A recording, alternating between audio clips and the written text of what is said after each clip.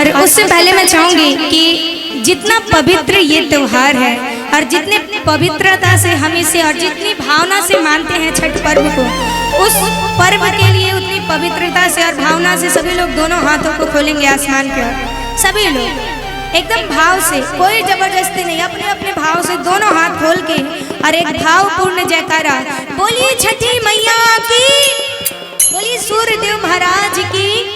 आइए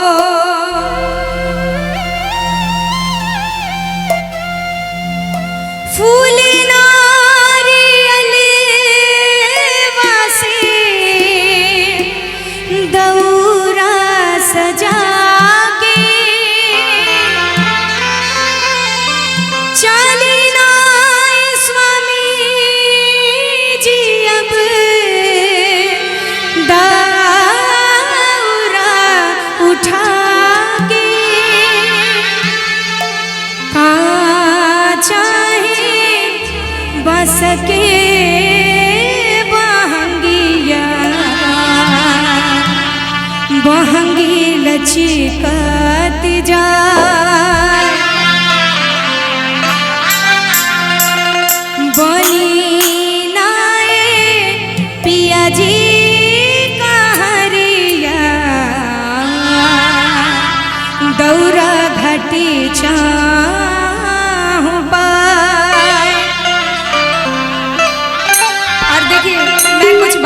आप सभी के बीच साझा करना चाहूँगी, क्योंकि बाकी जितने भी त्यौहार हैं सबको हम लोग पर्व कहते हैं, लेकिन छठ को महापर्व कहते हैं। इसके कुछ कारण जो मेरी नज़र में आप सभी से साझा करना चाहूँगी। पहला कारण कि आप किसी भी पूजा में देखेंगे कि मूर्ति भले भगवान की, देवता की होती है, लेकिन गाने एक से एक वल्गर गाने बजाए जाते हैं, भोजपुरी गाने बजाए जाते हैं। लेकिन छठ एकमात्र ऐसा त्यौहार है जिसमें हर जगह सुंदर और पवित्र भजन सुनने को मिलते हैं। मैं चाहूँगी इस बात के लिए जोरदार ताली होनी चाहिए। और दूसरा बात, हम लोग देखते हैं कि किसी भी त्योहार में शराब पीने वाले लोग, ड्रिंक करने वाले लोग आपको जरूर इधर सो रहे हैं, उधर मारपीट कर रहे हैं नजर आ जाते हैं। लेकिन छठ एकमात्र ऐसा त्योहार है जिसमें ड्रिंक करने वाले लोगों की संख्या भी बिल्कुल ना के बराबर होती है। इतनी भावना रहती है इस पर्व के लिए, इस बात के लिए भी ताली बजनी चाहिए। और तीसरा कारण और सबसे बड़ा कारण जो मुझे लगता है कि हम लोग जितने भी पूजा पाठ करते हैं देवी देवता की मूर्ति या फोटो से करते हैं, लेकिन छठ एकमात्र ऐसा त्योहार है जिसमें हम लोग जिस देवी देवता की पूजा कर रहे हैं, सूर्य भगवान को अर्घ देते हैं, उस भगवान को साक्षात देख कर अर्घ देते हैं। मैं चाहूँगी इस बात के लिए जोरदार ताली बजनी चाहिए। और आइए जितने पवित्रता से मानते हैं उतने प्यार से मीठी मीठी ताली बजा के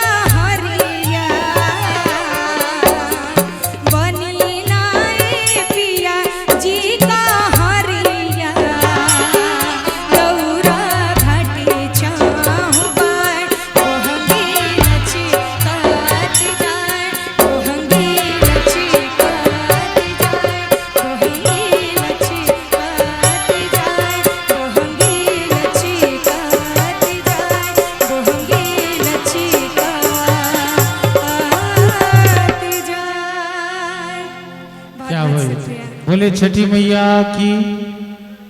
अरे भाई जय